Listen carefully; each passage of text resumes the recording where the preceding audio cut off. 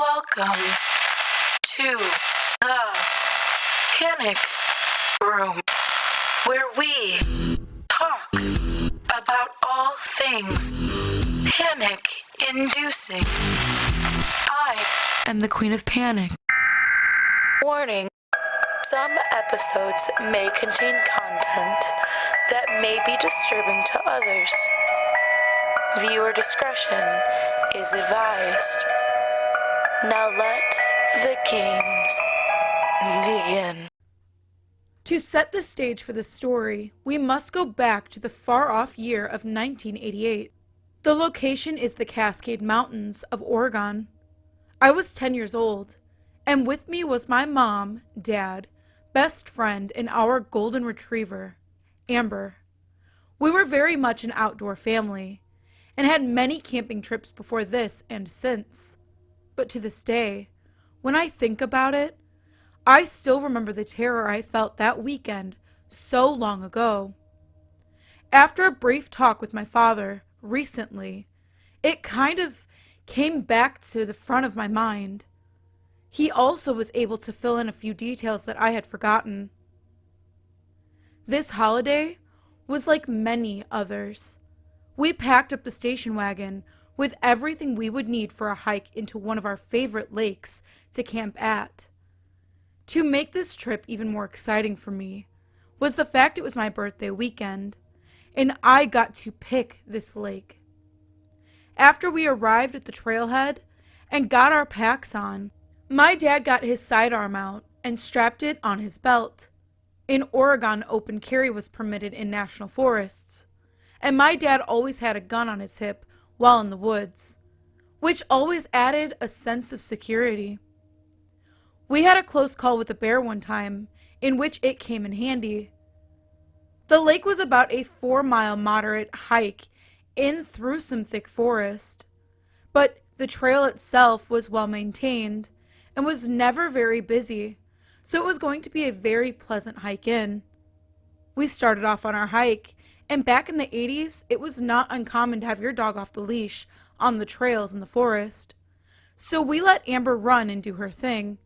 She was a good dog and never ran off for too long or jumped on people. She did love people though, and speaking of people, we had not seen anyone else on the trail after about 2 miles in on the hike, which was nice since it was just all of us talking, laughing, and enjoying nature. My best friend and I started to hike ahead of everyone else because we were so energized and excited about finding the first and best tent spot since we got to the lake. Amber was bounding ahead of us and having a great time too. We were about 20 yards ahead of my parents when Amber stopped dead in her tracks. I thought she maybe saw a chipmunk or something, maybe a bird, but her hackles came up and she let out the lowest of growls. She never growls. So we stopped walking, and I thought maybe a bear or a deer or something was just off the trail, and she saw or heard it. We immediately started walking backwards, and my parents caught up to us. My dad asked us what was going on. I told him that Amber is up the trail and growling at something. He tells us girls to stay back with my mom, and he walks ahead to where Amber was on at the trail.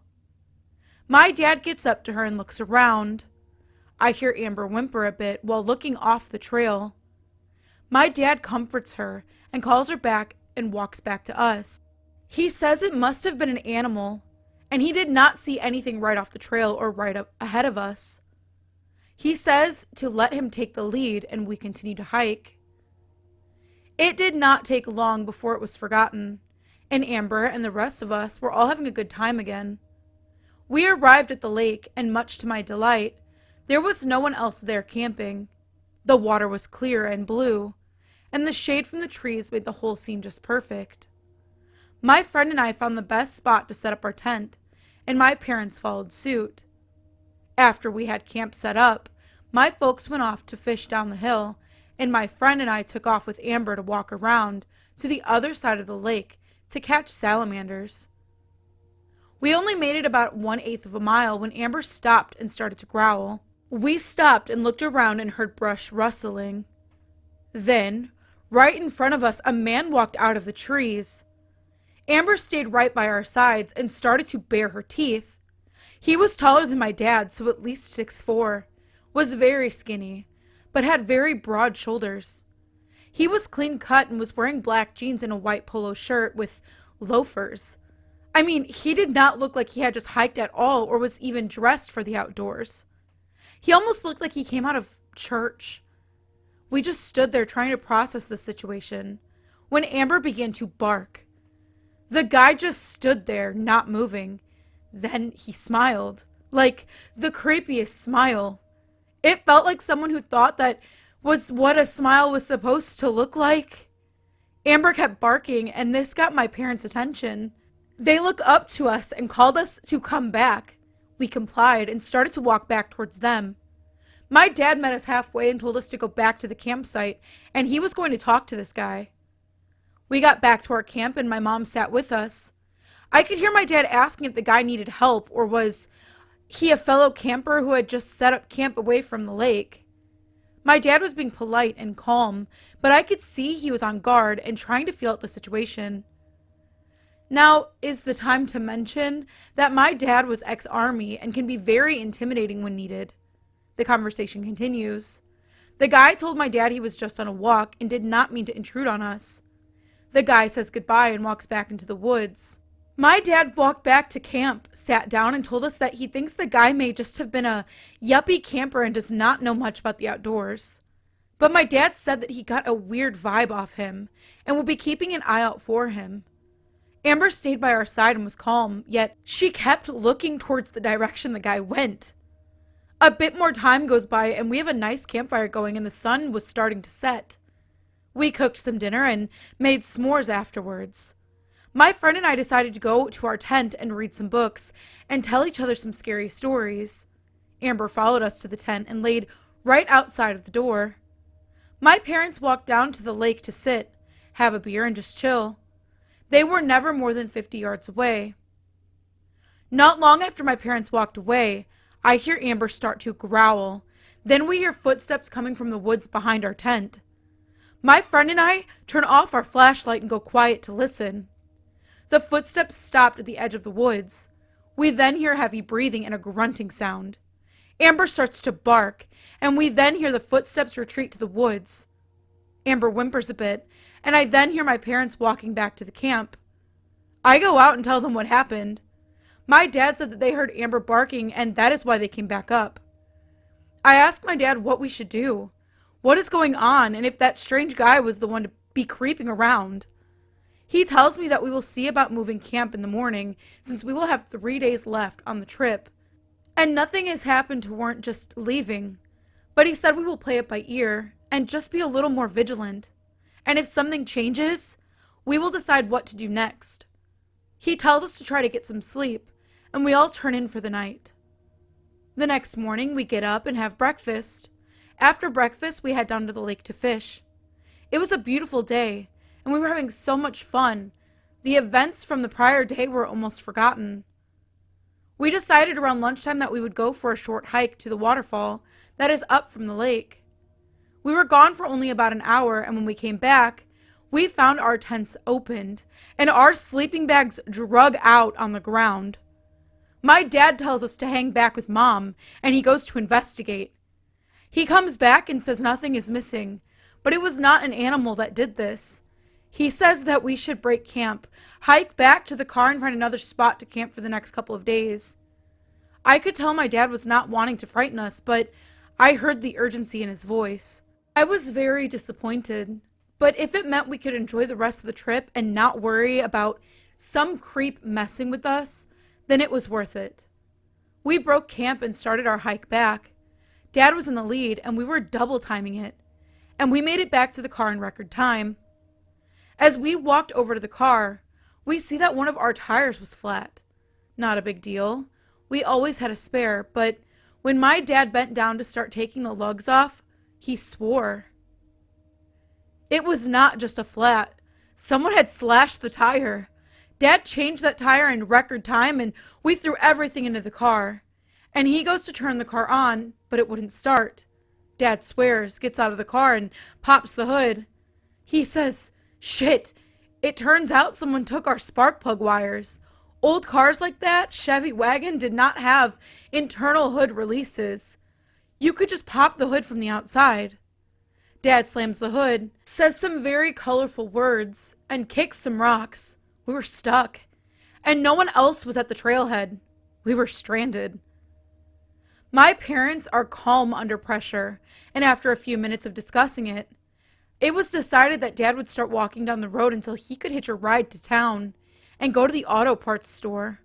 Mom and the rest of us were going to wait in the car and look for someone to hopefully pull into the trailhead and help us.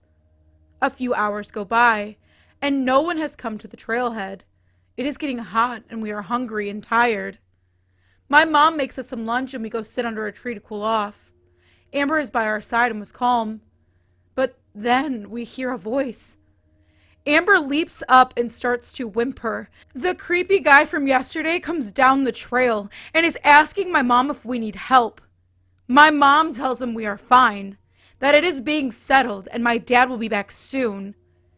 This creep then tells her that his camp is close, and he parked on the old fire road that is near the lake, and asks us if we would like to come back to his camp and wait until my dad returns.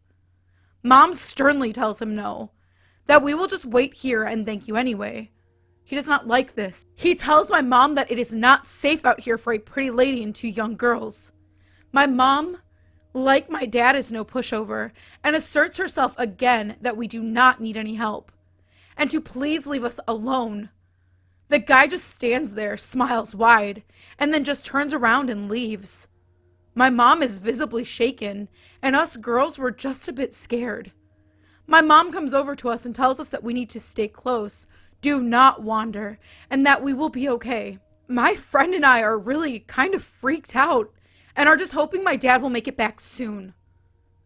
After about another 30 minutes, the creepy guy comes back.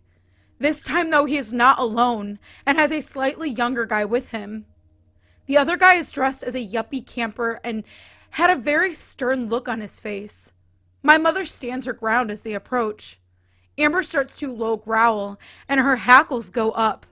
The two guys flank us, and one of them flashes a gun tucked into his belt.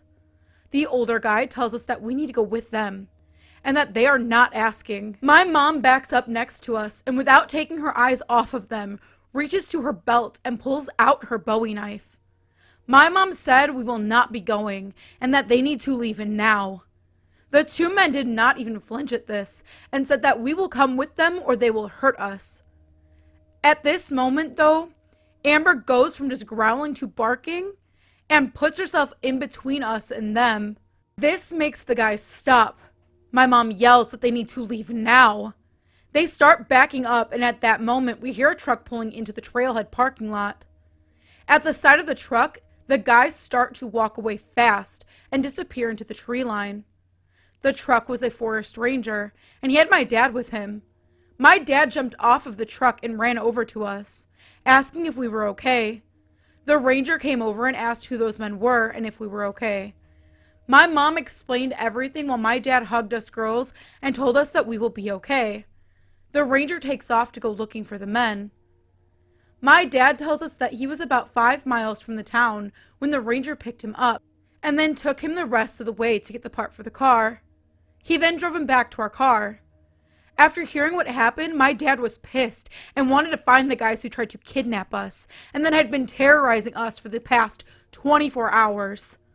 The ranger came back and told us that he had almost caught up to them, but they sped away in their truck with the camper in tow. They had been parked behind a small ridge behind the lake on an old logging road. He did not get a plate, but he radioed a description of the men and their truck and camper to the local sheriff's office. He also took our information and said he would pass it on to them. He waited with us until Dad had the car fixed and we were able to leave. We decided to not continue camping and instead drive a couple of hours to spend the last 2 days of the trip at a beach and stay in a hotel. A few days later, a deputy called my dad and told him they never did find the men. He said that it was most likely a crime of opportunity after seeing a woman with 2 girls in tow. He was sure that they had been watching us from off the trail and had messed up our camp to judge how my dad would react. When my dad seemed too big of a threat, they sabotaged our car, hoping to put us in a position where we were vulnerable. He said they would follow up with us if they ever found anything else out, but according to my dad, nothing ever came of it. Years later, I tried to do some research on crimes in the area of Oregon during the 80s that might have been involved in something like we experienced. All I could find was a few reports of campers being robbed and a few cars broken into.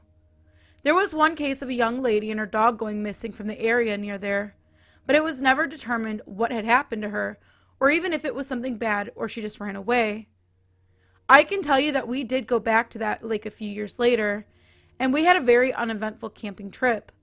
It was nice to go back and find some joy in a spot that was special to me.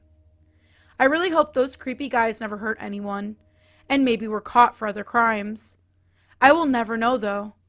I just hope to never run into a situation like that again. I can say that having a dog along with us helped our situation. She was the hero and kept us alert.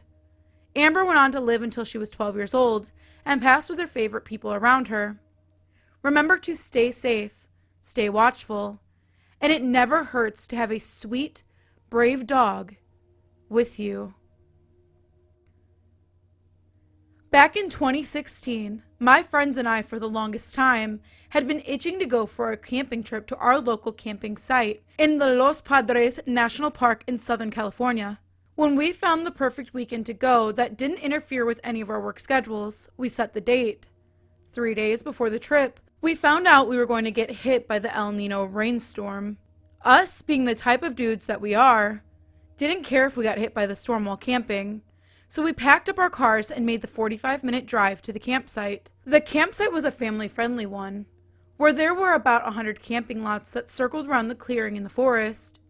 We found the perfect spot that was underneath the huge thick trees that would help block as much rain as possible, and it helped that the restrooms were only 30 yards away. As soon as we got to our spot, we took advantage of the afternoon sky being cleared for the moment, and we rushed to set up our spot. The layout we set up in was very close by, where our tent doors were only about 6 feet apart. The reason why we did this is because, in order to combat the rain, I bought a 30-foot by 30-foot thick blue canopy tarp that I threw over to cover us from the rain above and from the rain that would be running through the ground. It was a genius move on my part. But whenever you would walk around our tent, you would be making so much noise from crunching the plastic tarp. Hours passed, and we were all around the campfire. It was late into the evening, and this was the first time that I had noticed that there were barely any other campers. They were mainly camping in their RVs like the fake campers they were. In honest opinion, they were the smart ones, unlike my friends and I that were sleeping in 2 small tents, with our only protection being the blue tarp. I was getting tired from a long day of work, and I decided I was going off to knock out. My friends followed my lead as well. The way that the sleeping arrangements were was that I had my friend Ray sleeping in my tent, and AJ and S were sleeping in theirs. Before I called it a night, I whispered to Ray and told him, I'm going to prank call S and AJ, but I'm not going to say anything. Ray smiled and I dialed up my friends. I called them on restricted and S's phone started to ring. Both of them, being the way that they are, got timid and very uneasy as they said to one another, Who's calling you this late at night? I don't know, they called me on restricted. Are you going to answer? Of course not. Ray and I were holding in our laughter as they ignored our call. I decided to do it one more time. Once their phone started to ring, they started to freak out once again, and they said, Who is it this time? Same person, I think. I'm going to answer. As they did answer, S said in a very shaking tone, Hello?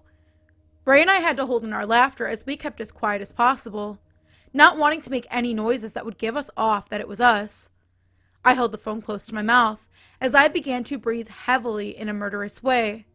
I ended the call, and just hearing them freak out the way that they did was making my night even funnier.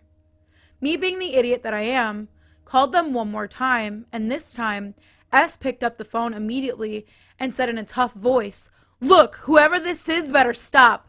I'm going to call the cops if you keep on calling. This is not a threat. Ray and I looked at one another as we, at the same time, began to fake moan so loud and immediately started to bawl out in laughter. AJ and S were so mad at us for pulling this prank on them, and they were cursing us out.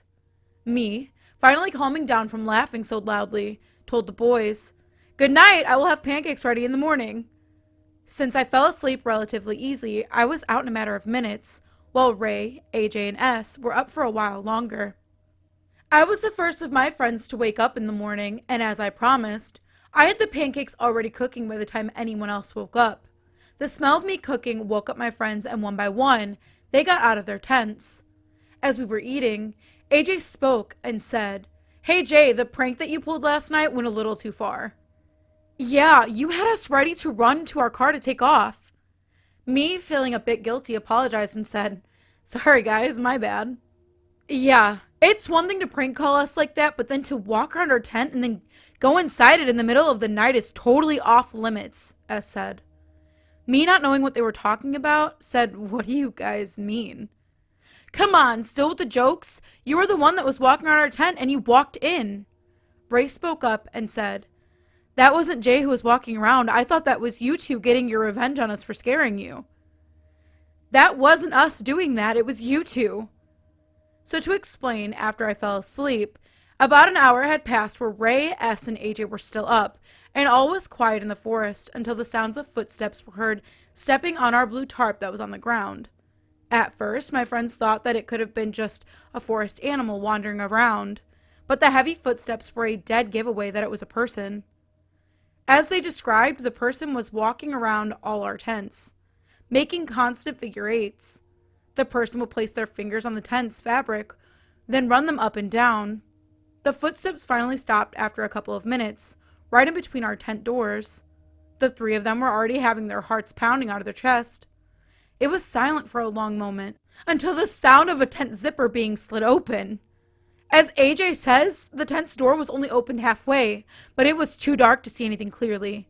But in the darkness, both S and AJ saw the silhouette of a man's face pop his head into the tent and look at both of them.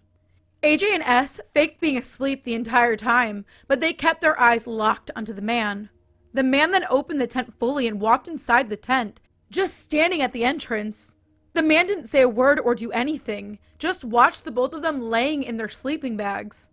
After the longest minute ever, the man just took his steps out of the tent and his footsteps were heard walking away, disappearing into the night. The entire time this was happening, S and AJ thought that it was either me or Ray doing this, and Ray thought it was AJ or S doing this.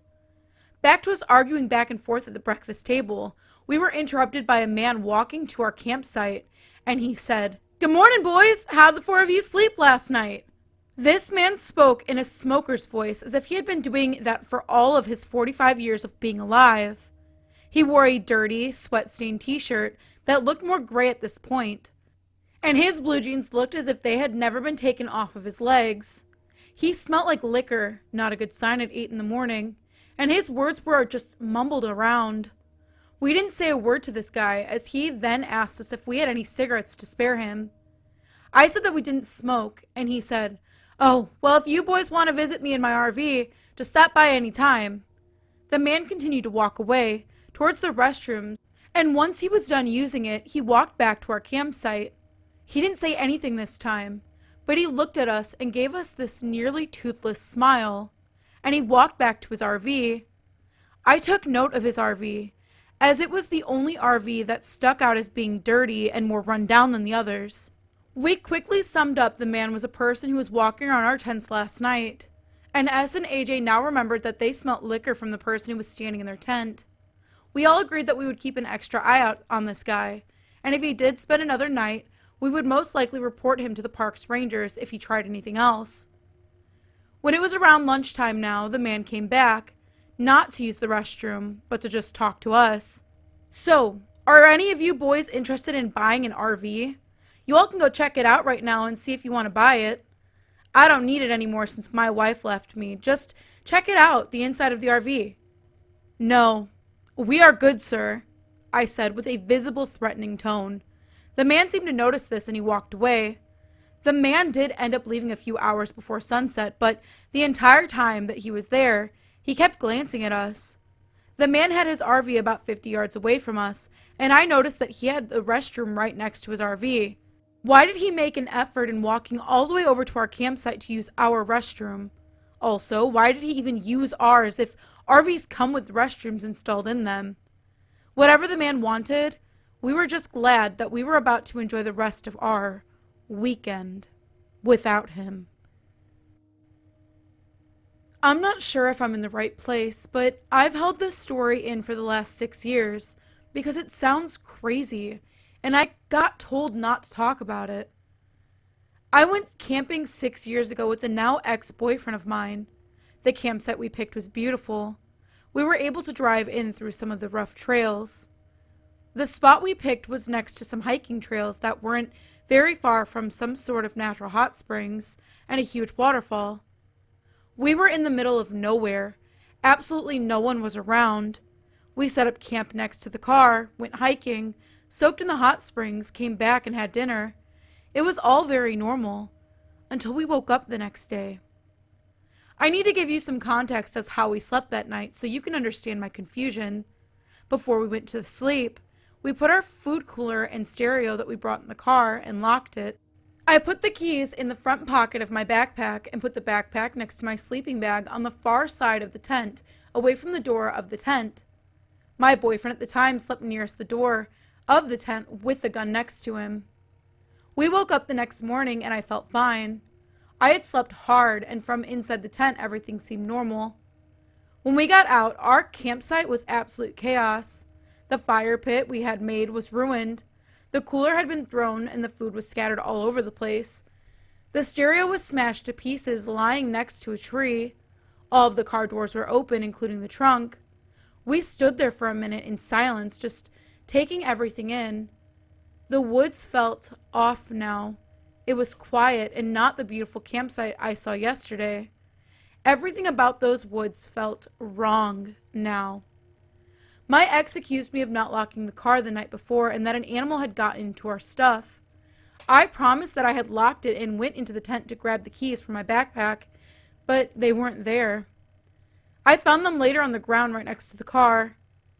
We quickly threw everything in the trunk and left. My boyfriend was quiet and wouldn't talk to me about what had happened. He finally spoke up when we were almost home, and he told me that he had a dream the night before about something kneeling over him in the tent, holding his gun and just staring at him. When I tried to ask him more questions, he got quiet again, and he said he didn't want to talk about it and that I shouldn't talk about it anymore either. I've tried to forget about it, but I just can't. Something really wrong happened to us in the woods that night. This happened about 15 years ago. So my buddies and I went fish camping at a pretty remote lake off of the 4x4 trail about 2 hours from home. There were 4 of us, all men with me, being the smallest at 195 pounds. Important later. The camping spot has great fishing as it has a nice deep spot with lots of trout right next to it, but the campground itself is rough. It is on the side of a steep hill with barely enough room for tents and a small fire ring. It is accessible by a rough, steep, winding 100-yard trail from where you park your 4x4 above the camp. We had a great day drinking beers and catching our limits on nice-sized trout. After it got dark, we made a small fire and just bullshitted the night away. It was a great time. Suddenly, there was someone shining a blinding light in our eyes from about 10 to 20 yards away. We didn't hear this person approach at all. This person announced themselves as the sheriff. One of my friends asked, "Are you our county's name, Sherriff?" The stranger didn't respond to the question. Instead, he shined a light on each of our faces, then said, "Have a good night," then walked off. We sat there dumbfounded, asking each other what the hell was that. After a minute or two, curiosity eventually got the better of me, so I lit up this person with my stupidly powerful flashlight. He was about 50 to 60 yards away at this point, right before a crest and bend of the trail, right before he was out of sight. We all saw it. It was just some dude in a flannel shirt and jeans. I said, "That's not a fucking sheriff." He must have heard me, as you could see him start moving quickly for a second before he was out of sight. A few minutes later, we heard an engine start, and that was that. Strange we didn't hear the vehicle earlier, but I attribute that to being drunk and loud. Now, what makes this kind of scary is, what if it wasn't 4 big dudes he approached? What if it was a single person or a couple? What would he intend to do? Should we have chased after this person? Debatable. Should we have reported this to the actual sheriff's department? Absolutely. But sadly, we never did.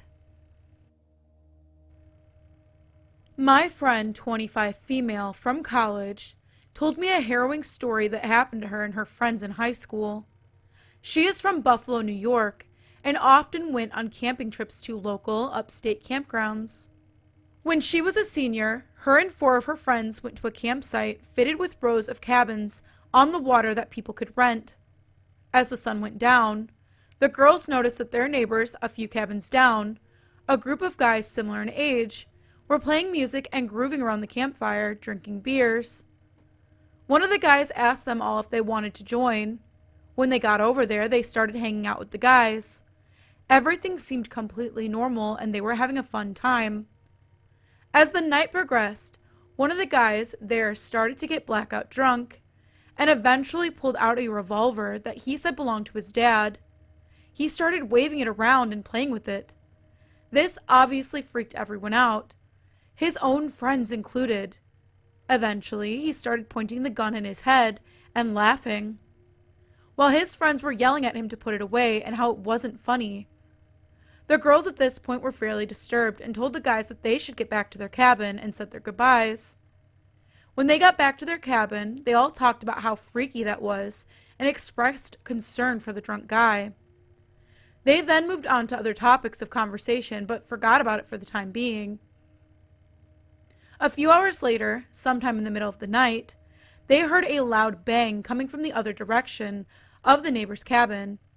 Shortly after this, a brigade of cop cars showed up to the scene. One officer came to my friend's cabin and started asking them questions about the cabin they visited earlier that night. When my friends asked the officer what happened, he explained that the kid had shot himself in the head in front of his friends. They weren't able to discern if it was suicide or accidental. My friend, to this day, still has PTSD over this incident and explained that she rarely goes camping anymore. If you would like to submit your stories, please check out the Panic Within subreddit. I go over those stories that are submitted, and I go ahead and I narrate them. I say go over, but I narrate all of them. So if you're interested in something like that, go ahead and take a look in the description, and you'll find the link there. We also have a Discord. You can come and hang out and get spooky with me and other narrators. We post new content, up-and-coming videos, promotions, and we also just hang out and chat, and you can come and hang out with us there. If you're interested in that, link is also in the description below. And last but not least, if you are interested in doing a collab with the King of Panic or myself, you can absolutely reach out. If you're another creator, you can do one on our channel. We can do one with you. We are completely open for collab as of right now. Looking for new stuff to do and very excited for anybody who reaches out. The best way to do that is through Twitter or Discord. I do check Instagram and I will get back. It just might take a little longer because I'm super bad at that, but I've been trying to be better. So if you do reach out there, even if it takes a couple days, I'll be there. But like I said, we're excited. So please definitely reach out and we're looking forward to it. And as always, thank you for visiting the Panic Room. You have successfully made it to the next portion of your tour. Please stay tuned for your next prompt. Click the like button and subscribe to receive notifications for when the next portion of your tour is ready to join. Thank you for watching. Don't let the panic drown you.